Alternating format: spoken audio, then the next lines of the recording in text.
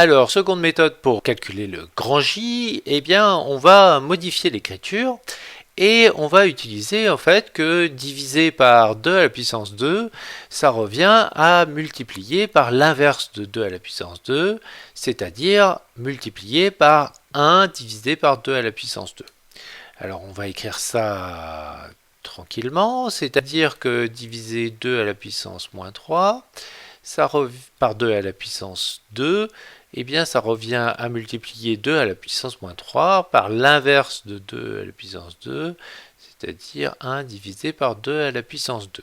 Et ça va nous éviter d'avoir des calculs étagés, puisque maintenant j'ai la multiplication à faire, eh bien je vais transformer 2 à la puissance moins 3 par l'inverse de 2 à la puissance 3, c'est-à-dire 1 divisé par 2 à la puissance 3, j'utilise la définition de a à la puissance moins n, qui est l'inverse de a à la puissance n, et il faut multiplier maintenant par 1 sur 2 à la puissance 2.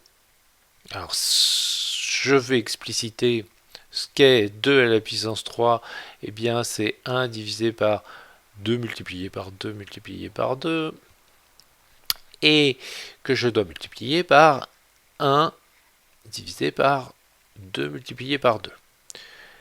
Alors, je vois ici que j'ai une multiplication de fractions à effectuer. Je multiplie les numérateurs entre eux. 1 multiplié par 1, 1 fois 1, ça fait 1.